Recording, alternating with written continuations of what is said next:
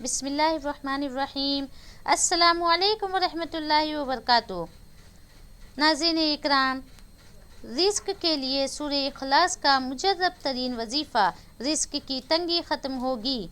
یہاں تک کہ ملک الموت بھی ہٹ جائیں گے، اللہ کی ذات باقی رہے گی، ملک الموت بھی جو ہے مر جائیں گے۔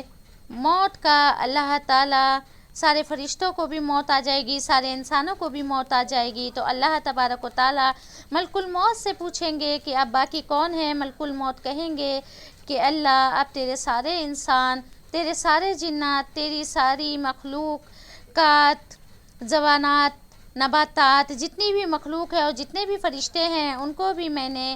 موت کی آغوش میں سلا دیا۔ تو اب صرف 4 مقرب فرشتے باقی بچ گئے ہیں، میکائیل، عزرائیل، اسرافیل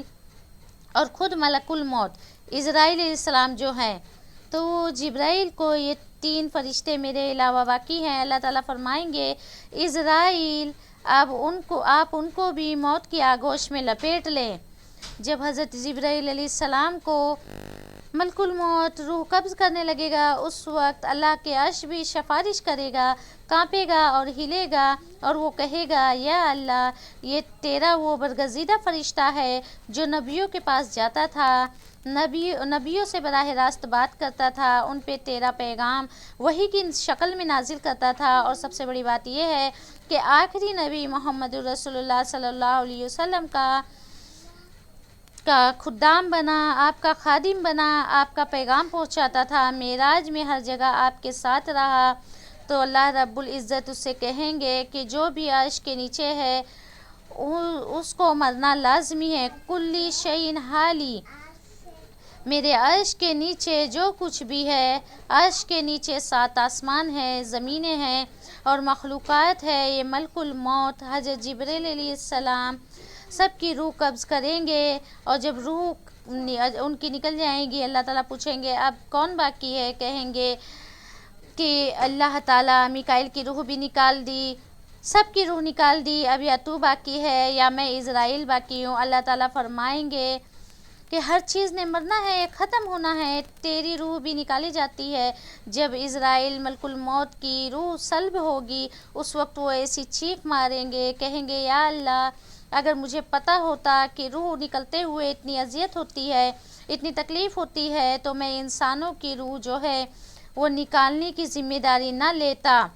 اس لیے کہ موت ایک حقیقت ہے، اللہ رب العزت جو ہیں ان کو بھی موت دے دیں گے اور وہ بھی ختم ہو جائیں گے، ایک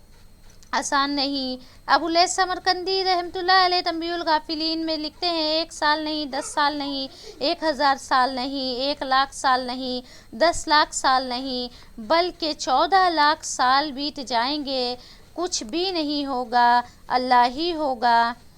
اور اللہ ہی ہوگا۔ اللہ تعالیٰ کہیں گے این الملوک، کہاں ہے بادشاہ جو بہت متکبر بنتے پھرتے تھے، بڑا حکم چلاتے تھے؟ این المتکبرون، کہاں ہے تکبر کرنے والے؟ اور پھر اللہ رب العزت جو ہے صدا لگائیں گے این الموت، این المتکبرون، اور پھر 14,00,000 بیت جائیں گے، کوئی آواز نہیں آئے گی، پھر اللہ تعالیٰ کہیں گے للہ الواحد القہار، میں ہی اللہ ہوں، میں ہی اللہ ہوں، میری ہی سلطنت ہے، میرا ہی حکم چلتا ہے۔ اللہ رب العزت جو ہے اس وقت باقی ہوں گے، باقی سب ختم ہو جائیں گے۔ پل ملاتا ہے جیسے 2 راستوں کو، تو یہ موت جو ہے نا اللہ تعالیٰ اور بندے کو ملانے کا ایک پل ہے۔ تو دنیا میں آخرت کی تیاری کرنی ہے، اپنے بچوں کو قرآن سکھائیں، آپ دنیا سے چلے بھی جائیں گے آپ کا نام اعمال بند نہیں ہوگا، اس لیے اپنے بچوں کو قرآن سکھانا بہت ضروری ہے۔ فرمایا حدیث کے الفاظ ہیں کہ جو بندہ روزانہ 12 مرتبہ قل هو اللہ احد پوری سورہ اخلاص پڑھ کر ایصال ثواب کرتا ہے، وہ قیامت کے دن ماں باپ کا فرما بردار اٹھے گا، اس کا رزق بھی وسیع ہوگا، اس کی عمر میں بھی برکت ہوگی، اس کی اولاد بھی اس کی فرما بردار ہو جائے گی، اللہ تعالیٰ اسے ماں باپ کا نافرمان نہیں اٹھائے گا، اور جس کے والدین فوت ہو چکے ہیں وہ روزانہ 12 مرتبہ پڑھیں، سورہ اخلاص پڑھ کر ایصال ثواب کر دیں اور بھولے کبھی نہیں، اپنے رشتوں کو ہمیشہ یاد رکھیں اور ہمیشہ ان کے لیے دعا کریں۔ سورہ اخلاص کی ویسے بھی دنیاوی بہت سے فوائد ہیں۔ اللہ تعالیٰ آپ کو مال کی کمی سے بچائیں گے، فقر و فاقہ سے بچائیں گے۔ قرآن پاک کے اندر اللہ رب العزت نے جتنی صورتیں نازل کی ہیں ان میں سب سے بہترین اپنے تعارف کی جو صورت نازل کی ہے وہ سورہ اخلاص ہے، اور یہ سورہ جو ہے اللہ کے یہاں انسان کو قرب بھی دلاتی ہے۔ یہ سورت جو ہے انسان کو مال و دولت بھی عطا فرماتی ہے۔ گویا کہ اللہ کے خزانوں میں جو سب سے بہترین ذریعہ ہے خزانہ لینے کا وہ سورہ اخلاص ہے۔ اب جو اللہ رب العزت کے سامنے خاص طور پہ اللہ کی شان بیان کرے، اللہ کی حمد بیان کرے اور ساتھ اللہ کا تعارف کرائے اور پھر اللہ سے مانگے تو اللہ تعالیٰ اسے محروم نہیں کرتے۔ سورہ اخلاص کو آپ نے پڑھنا ہے روزانہ اور اپنے بڑوں کو ایصال ثواب بھی پہنچائیں، اور اگر آپ رزق میں بڑھوتی چاہتے ہیں تو 3 دن تک 111 مرتبہ سورہ اخلاص پڑھنی ہے اور پڑھ کر دعا کرنی ہے، اور اول و آخر اس کے درود ابراہیمی جو درود شریف ہم نماز میں پڑھتے ہیں وہ 3 مرتبہ پڑھ لیں۔ اور آپ جب یہ پڑھ کر دعا کریں گے انشاءاللہ اس کی برکت سے اللہ تعالیٰ آپ کو مال و دولت کی فراوانی عطا فرمائے گا، اور جو رزق ہے، مال ہے، جو دولت ہے وہ ایسی عطا فرمائے گا کہ اس میں زوال کبھی نہیں ہوگا، اور آپ کو کوئی نقصان نہیں ہوگا، اور کوئی چھین نہیں سکے گا، اور کوئی ڈاکہ نہیں ڈال سکے گا، کوئی چوری کے ذریعے آپ کا مال ہتھیا نہیں سکے گا،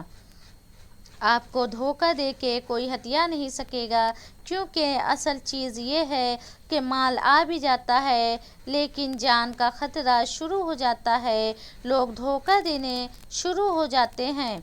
اس صورت کے پڑھنے والوں کو اس صورت کو 3 دن عمل کرنے سے اللہ تعالیٰ آپ کے مال کی بھی حفاظت کرے گا، اور اللہ تعالیٰ آپ کے مال کو ترقی بھی دے گا، اور آپ کے مال کو بڑھائے گا بھی، اور آپ کو اللہ تعالیٰ اس کی برکتیں دکھائے گا، نہ کہ اس کی آزمائشیں۔ آج مال آتا ہے، آزمائش لے آتا ہے، تکلیفیں لے آتا ہے، بیماریاں لے آتا ہے، بستر مرگ پہ لوگ چلے جاتے ہیں، لیکن اس کی برکت سے جو مال ہے وہ برکتوں والا ہوگا اور ہمیشہ انسان کو عزت والا بنائے گا۔ اللہ تعالیٰ تمام مسلمانوں کو ہر قسم کی تکلیف سے اور لوگوں کے شر سے بچائے، آمین۔ السلام علیکم ورحمۃ اللہ وبرکاتہ۔